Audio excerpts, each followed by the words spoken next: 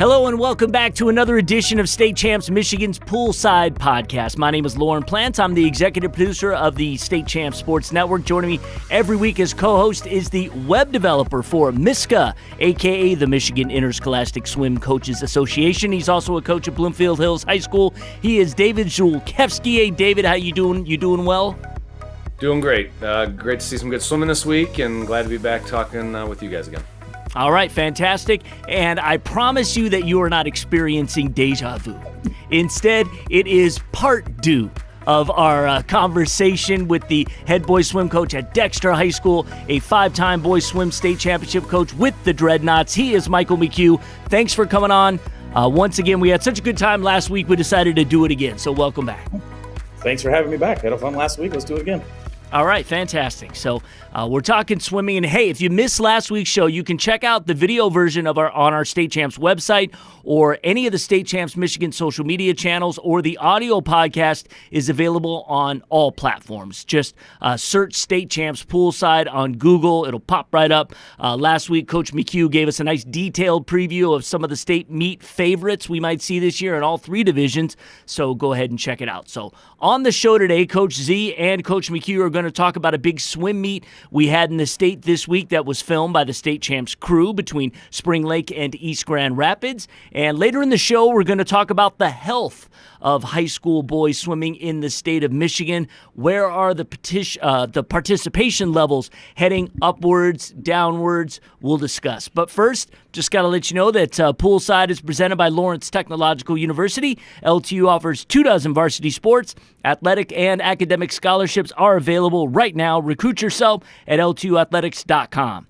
Poolside, Michigan is also brought to you by the Michigan High School Athletic Association. The MHSAA is looking for officials desperately. Great part-time pay. Stay in the game. Visit MHSAA.com for details. The Michigan Army National Guard is also a sponsor. They are the official military outlet of the MHSAA. The physical therapy and sports medicine pros with the Detroit Medical Center. I encourage you to check out our Game Changers segments featuring terrific training tips, how to prevent injuries. Segments debut Wednesdays across the State Champs Network, including our State Champs TV YouTube page. Please give them a like. And if you're in pain or injured, you need immediate care, go to dmc.org/gamechangers.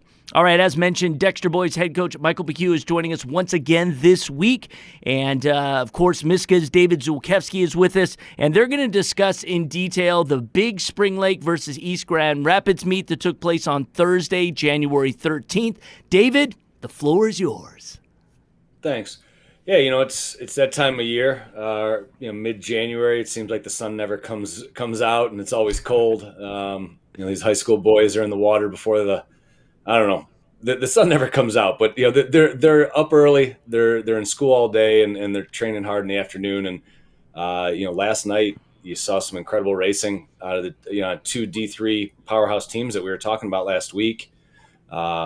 Good to see some great competition all the way around. I think, EGR started off, on a great note, with the medley relay, posting the fastest time in D3 this year in that medley relay, which was, just outstanding. And from there, they just rolled. Spring Lake's got some great kids. You see them in the top 10, as we talked about last week, but you're not going to be able to stop that depth, huh, Michael? Yeah, I think that was the biggest key last night is EGR touched first in 10 of 12 events, including diving. And when they were touching and when they didn't touch first, they were second. And they were, Spring Lake won that 50 and EGR was second. They won the 100 fly and EGR went 2, 3, 4 to actually score more points in the event. We talked about it last week with EGR's depth and their numbers. And, that's the big thing for this meet was their numbers and their depth. Yeah, and I think with, for our folks at home, I know we got a lot of swimmers and coaches that are listening, but, just for the new to swimming, you've got teams that are built for, a championship run, like a league meet or a state meet. And then you've also got league meet. You've got to play with those lineups a little bit differently. Like you were saying, Michael, Spring Lake can take first in the 50, but if I go 2, 3, 4, I'm actually outscoring you. And that's always, I think that does well throughout a dual meet season when you've got kids, and maybe in a COVID year like this, somebody gets sick, next man up, right? And not only is EGR built for dual meets, they're obviously going to be built for state meet as well.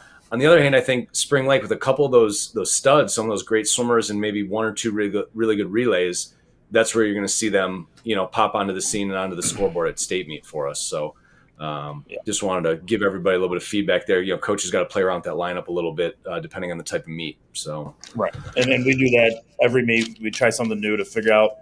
We're still early in the season. We might not know what our kids are swimming yet. You got kids who are still developing, and especially those freshmen that can change events on a weekly basis. Absolutely. And please, go ahead. I was just saying, you put them in a swim and they go off and they go fast, and you're like, oh wait, maybe you're a distance swimmer versus you thought you were a sprinter. That's always the worst thing for a swimmer to hear, is that you're not a sprinter and you're a distance swimmer. But sometimes that's the reality for the younger kids, and as you get older, you kind of get set in your events. But that's part of the game. That's why part of the fun is trying to figure out who swims what and how it helps your team best. Absolutely. And I think, we talked a little bit before the show, probably the most explosive and really, really close races, and even some of the great performances last night were right in the middle of the meet. I don't know if EGR dives first or if they dive in the middle. But either way, you got Charles Brown, with just an outstanding finish in the 50, just to edge out and win that event. You go right into diving, and Charlie Bayer from EGR breaks the pool record, I believe, in diving. Great interview by the young man. And it sounds like the person he broke the record from before had broken like a 40-year-old record. So this is, hasn't been that long. These records are starting to get broken a little bit quicker. And then you turn around right after diving, and you got the 100 fly, and Charles Brown comes back again and takes care of the fly. So looks like a lot of good fun there in the middle of the meet. But EGR takes care of business in the 100 free, right? They go 1-2, and just like we said, just kept rolling from there. Getting later into the meet. So I don't know, what other races did you notice last night, or you want to talk about? Well, the one that I really want to talk about was that 50. 0.2 of a second separating 1 and 2, and I think the difference in that race was Spring Lake's underwaters. They went into that first wall at the 50, and they were pretty relatively even. And they came out, and Spring Lake was, almost a half body length ahead. EGR closed a little bit there in the closing meters, but man, that underwater was pretty special. Logan McHugh, you're talking about, yeah. And if you check the video, Charles almost looks like he's got the slower of the finish, but he got his hand underwater, got his hand on the pad instead of going over the top. And I don't know what it is about Spring Lake. Obviously, we know Cam Peel from a couple of years ago. So I don't know if there's something in the water or if it's the way they're coaching, but they got some good sprinters. That was probably one of the events they had the most depth in was that 50, and then you kind of see some of that success and some of that great sprinting ability and power later on in that 2 free relay when you've got 3 kids that can do some damage. So a lot of fun there to watch some of that. Yes, the 50 for Spring Lake was their best event of the night. They went 1-3-4, and it was really the only event swimming wise where they scored all 3 of their athletes. EGR came out and scored 3 athletes in 8 of 9 individual events. And that just goes back to that depth we were talking about earlier. It's hard to win a meet when you can't score your 3rd kid. Yeah, or that second, your second relay, right? I mean, relays, you're going 8-4-2 on scoring. So first place gets you 8 points, and then 4 and 2. So even if I do get my A and B relay second and third, not helping out a lot. But when EGR goes first and third or first and second, those are some big points to start pulling away in that meet. So 18 points difference just on relays for EGR going 1-3. Some good swims in the 5. Ted Turnage from EGR almost broke that 5-minute mark, 5:01. Not much competition there. Second and third, almost 20 seconds behind him. I mean, you're looking at almost a full length of the pool. And then after that, you go all the way almost to like 6 minutes. So a minute behind. I mean, you're probably lapping kids at that point. So not a bad little swim at 5:01, with that type of competition. But, some good, good work there. And then to come back after that 2 free relay and Carter Kegel, if I'm saying it correctly, won the backstroke, and was part of that 1-2 finish in the 100 free. So it was pretty good for them. EGR looking pretty good in the 100s. So yeah, EGR with the 1-2 in the 100, kind of on the 100 free, kind of negating that momentum that Spring Lake was building by winning the 50 and the 100 fly. To go 1-2 there was a pretty big stop. After Spring Lake had that little bit of momentum going, and big swims, big race between Pontius and Kegel. Less than a second separated those two guys, and they both under the D3 cut. So that's what we're looking for at this time of year, is getting guys under the state cuts, adding to our teams that are going to the finals. Sure. I mean, because we're getting close to February here, so you got teams thinking taper a month out. So if you can get that state cut out of the way, now those guys can relax a little bit. They don't have to feel that pressure trying to find that meet to get the cut, so they can turn around and just get after the training, which, although they feel good getting the cut, now they got to turn around and be like, oh, okay, I got mornings for 2 more weeks, or got to get back in the weight room a little bit more. So, yeah, I mean, realistically, if you're doing a 3-week taper, you're 3 weeks out. You got 3 more weeks of real training until you start backing off. And man, to think that this season is almost to that point, right? Especially after last year when we had a 10-week season, right? Last year was so short, and you get to the year and you're like, oh, we got 14, 15, 16 weeks to work. Mm-hmm. Just like that, it's gone. Yeah. So, and I was already looking ahead. These two swim last night. So now they're, probably at a recovery day today, right? And they're back at it. You've got your D3 invite tomorrow. I'm guessing at Holland Aquatic Center. Yeah. And you've got Country Day traveling across the state. You got Spring Lake, EGR, just swam last night. They're going to swim each other again Saturday morning. And some really good teams rolling in on Saturday to Holland Aquatic Center. So you get a day off, rest, recover. I don't know, take a nap maybe, and you're back at it. Yeah. Yeah, that D3 always gives some fast times. So that I'm curious to see how that's this weekend. Yeah, I mean, they big pool, state meet site, right? And they get after it. And like you were talking, you're starting to think about tapers. So your big invites are starting to roll in the next couple weeks. You got to try to get your last couple league dual meets in. County meets coming up, Miska meet coming up. It flies, man. It's crazy to think we're already here. So yeah, those county meets and the Miska meet are kind of those last stop chances to get those cuts before you really got to commit to the taper. So looking forward to it. Really great to see some great swimming on the west side of the state, and looking forward to see how they do Saturday with with all the extra competition and a big pool. But great swimming out of D3 this week, and looking forward to some more good stuff down the road. Well, we can look into the future because most of the people, when they see this, it will be already Wednesday, January 19th. So just making sure that you guys know that we're not talking about just the last couple nights. This took place on Thursday, and the EGR Spring Lake meet, and what they're talking about was the weekend of the 15th. So, hey, for a context, East Grand Rapids are the defending state champs in Division III. They were the state runners-up from 16 through 19. They also won titles in 2008, 2010, and 2013. So they have been building this thing for quite a while. In fact, if you go all the way back and look, in like the 40s and the 50s, my goodness, they were dominant. The 80s, they had a huge run. I think it was like 6 or 7 in a row.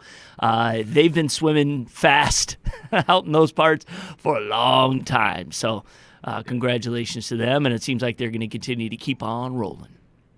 Yeah, I mean, EGR always has big numbers too. They always have a lot of guys on their team, which, obviously in a smaller division of D3 with our smallest schools, if you can pull 30, 40 kids, you're looking better than most. Yeah, that's a good segue there. We're going to get into some numbers and talk about that. I appreciate that. True professional there. And Spring Lake as a team, just for context, finished 4th at the state meet a season ago. So I'm sure they will be looking to improve on that if they can and get some hardware take that back to the trophy case. So we'll see what happens. But thanks, guys, for that breakdown. That was great. I want to let you guys know that we do have a few more other sponsors to get to. Poolside's also brought to you by the Detroit Athletic Club Foundation's Male and Female Athlete of the Year Awards. If you are an elite student athlete, good grades, you represent leadership on your team and your community.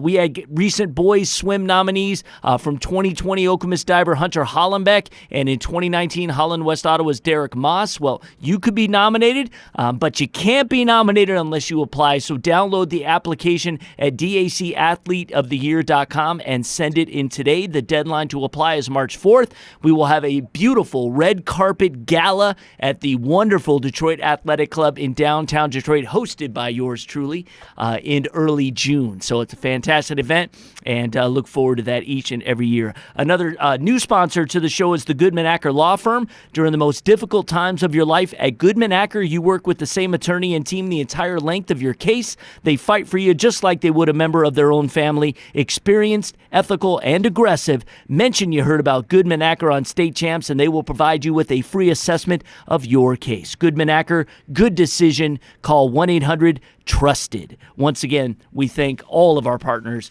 in supporting the Poolside podcast. All right, I teased at the top of the show, I wanted to get into a bit about the health of high school boys swimming here in the state of Michigan. Now, David, you reached out to the MHSAA, got some numbers. What did that reveal? Yeah, talked to Andy Osters at MHSAA, and obviously we've got our little COVID hiccup there in the last few years, but as you're looking at girls swimming, your numbers were up, about 5,600 girls MHSA is reporting are taking part in swimming and diving. And Michael, help me out. We're looking at that would be a number for just swimming. I think that would be both. I think that'd be swimmers and divers. Swimmers and divers. All right. And what years are we talking about here when you're talking about the growth? So back to 2016, you're at about 5,600. Numbers climb up. We get pretty close to about 5,800. And then we get that COVID year dips down about 300. And then the 2020-2021 season, the girls are down to about 5,100. So we're about 500 swimmers less between the 16-17 season and then 2020-2021. And we saw some similar from our peak. Yeah. So, obviously, that's on the girls' side. I think on the girls' side, yep. Okay. And I'm thinking, last year was probably the biggest one for both teams where we would have seen the numbers go down. I think we saw some kids decide to stay with club. I think we also saw some kids that, for personal reasons or health reasons, they needed to take a step back and just, prioritize, maybe take care of school. And they stepped away from athletics and stuff. So, I think last year we would have seen, and we see the biggest dip with the girls. Boys, going all the way back to 2016, 2017, you're at about 4,900. It climbs up into the 5,000s. We never quite hit 5,100, but, right there. And then 2020, 2021, boys are down to 4,100. So you're like 800 less. Nearly Sorry, go ahead. Nearly 20% reduction in participation for boys. And as you were saying, I think that's all COVID related. Well, maybe not all COVID, but a good chunk of that is COVID related. And I have 3 or 4 guys swimming for me this year that didn't swim last year because of COVID. And if every team has a couple of those, that adds up. And excuse my naivety. Yeah, I was just going to say, just so for some of the laymen who might be listening, is nationally, because I know sometimes in the past we've had some sports juggled around different seasons that out here as opposed to maybe elsewhere. Is boys swimming traditionally always a winter sport and girls swimming a fall sport nationally? I mean, you've got some states that go in the spring with swimming, but I'd say most are either fall, winter, or you get some states that are combined, right, Michael? You got some groups that boys and girls are swimming in the same season. Yeah. So Ohio, for instance, has boys and girls both in the winter. Okay. California is spring, And I think Arizona is one that's in the fall for everybody. Okay. Well, reason I bring that up is I'm wondering if you thought, let's say, we had boys in the spring or we had the boys swimming in the fall, do you think you would see a difference? Or maybe even more of a decline? Michael, what do you think? I don't know that swimming has a lot of crossover appeal. You get your occasional football, soccer, lacrosse guys.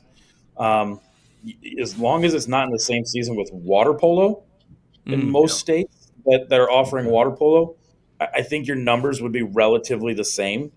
If you try to put it up against water polo, I know for the success that we've had, I'd have like 5 guys on my team. These are water polo players who are swimming to get better for that sport as well. Which is in the spring for the boys. Which is in the spring for boys for the last polo. 2 years. Yeah. Okay. So it had been a fall sport for boys, spring for girls, and now they're both in the spring. And I've actually seen 2 or 3 kids come back that had left because they want to get back get in better shape for polo season. Yeah. And I know on our side, I keep track of all the OA numbers, and we're about 20 to 30 down, over the last couple of years. You see 20 and then another 20. And then, that one COVID year, we really lost a few more.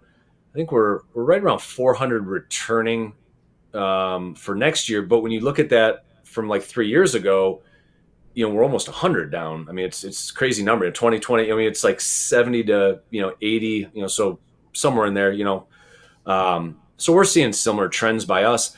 But, at least from my experience, we're fortunate. Birmingham, Royal Oaks, Berkeley's, you've got your middle school teams. And last year, most of us didn't run middle schools at all. So your diehard club kids, right? Like we've got the Gia brothers. They swim for us at Bloomfield. They decided to swim club last year, just like, Michael had talked about with some of his kids. And they're back. They're back doing a great job. So I think your swimmers are going to be there. But where I think we lost out, and I definitely saw it with my girls, was you get those fringe kids who are trying sports out, and you had a group there that just never got to try that other sport or that new opportunity out. And that's a missed opportunity for Michael and I then to find the diamond in the rough. Somebody who swims a little bit in middle school, shows up on our deck because they had fun and they like competing.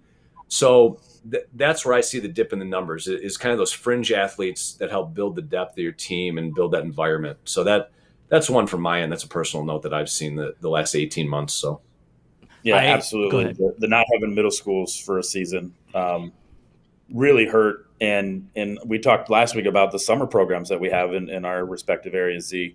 And, with the WISC, with the Washtenaw Swim Club League here in Washtenaw County, those kids are thankfully still around. I'm a summer coach, here in Ann Arbor, and we had nearly 300 kids on our team. We had 70, 88 and unders, and that's where you're going to see the growth come back is the young kids getting into summer programs, or the kids in the middle school like, hey, I've done basketball before. I wonder what the swimming thing is like. Let's try that for a season. So hopefully we can keep those middle school programs running. Yeah, and I think the other one that jumps out to me, obviously we're going to rebound from COVID. That's going to happen. The other one that we get every 4 years is the boost from the Olympics, right? Mm-hmm. Everybody wants to be the next Caleb Dressel. Everybody wants to, find out what's going on in Alaska and how they got these great swims. So I think you're going to see a few more kids try the sport out this year. I'm sure club numbers around the area are going up. I know for us at our summer club, my 2 little ones are swimming, and the 8 and unders and the 9-10 group was pretty big this year. So we're hoping, you get that momentum coming off an Olympic year, and we got a quick turnaround time. You only got 3 years till the next Olympics, almost 2 really once it gets done. So hopefully that helps kickstart it, and numbers are back up in a few years. So.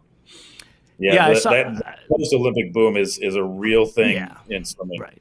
Especially when Phelps was going, my goodness, because he's an Ann Arbor boy. So, at least his training goes. So, Yeah, interesting. I saw a national study. It was done in 2017 that was basically taking 2011 all the way through 2016 at the high school level. And, girls swimming, it's always been a really strong sport nationally in terms of participation. They, really stayed. In fact, they grew from 2011 from about 160,500 up to about 166,000 to between that set, and and again, the typical sports that dominate on the female side, of course, the number one was track and field outdoor, was the biggest one for the girls, with basketball and volleyball basically tied for second.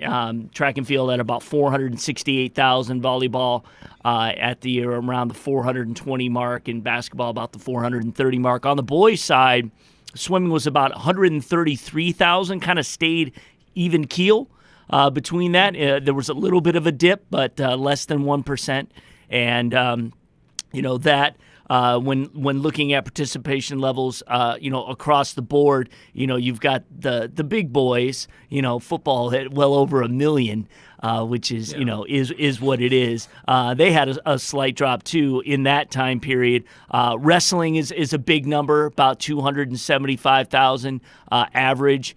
Baseball, of course, is a big one, almost 500,000 in that one. Cross country is at about 250, but swimming at about the 133, 134,000 level, which still, beats sports like lacrosse. It's still a bigger sport nationally than a sport like lacrosse, or some of the other ones that are close. Golf and tennis are they're pretty neck and neck when it comes to that. So I feel that the health of the sport will stay strong as long as, you guys mentioned, the feeder levels are staying consistent, if not growing.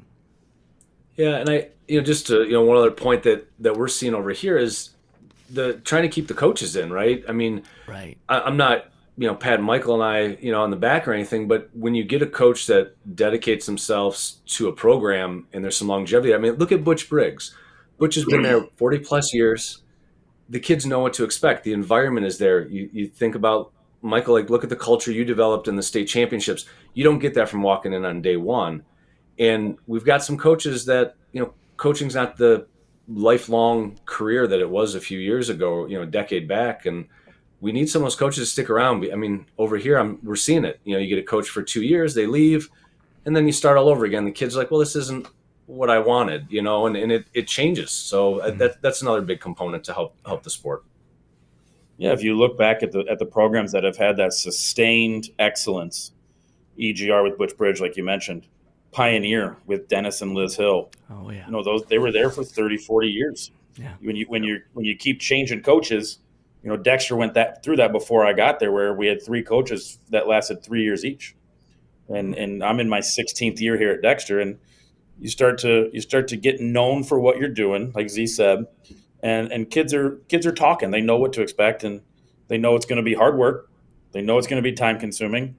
And they know if they put the work in, they're going to get the result out that they want. All right. Yeah. Fantastic. Well, that's our show this week. I want to thank Dexter head coach Michael McHugh for joining us. Before we let you go, give us an update on the Dexter Dreadnaughts. How are the team doing? What are some big meets coming up that you're excited about? Ultimately, in comparison maybe to the last couple of seasons, what's the ceiling for this group here in 22? We swam at the Spartan Invitational last weekend. We finally got some state cuts, so we'll be there, which we didn't get any in December this year. But we're building. We had a lot of really strong swims. Seeing those freshmen, go out and drop a ton of time after winter break is really cool to see. We had a young man who best time 5:29 in the 500, went 5:08 on Saturday. Awesome. So he was pretty excited. Yeah. He'd never broken 2 minutes in the 200 and went 1:54. So, those are the kind of kids that we need to develop, and we hope that he keeps developing, get a couple state cuts, and then maybe try to score some points in a year or two. So things are looking up here in Dexter. We're getting better each day, and we'll keep working. All right. And Coach Z, how about on the Bloomfield Hill side? How are those guys looking right now? Boys are working hard. they're in the OA white division in the middle. I think they're undefeated right now. Royal Oak came in last night, and Bloomfield took care of business. I know they beat Berkeley last week. The Gia twins, they're handling, they're doing awesome. I can't remember which one. Somebody's got a top time in the state after last night. Nice. And they're looking good, building every year. And my coach McHugh, Scott McHugh, our dive coach, doing a remarkable job with the 5 young men he's got diving this year. So yeah, they're getting ready. Oxford coming in next week, and then getting ready for county meet. Good deal. Good deal. Well, again, Coach McHugh, thanks again for coming on, and best of luck. Thank you. Appreciate it.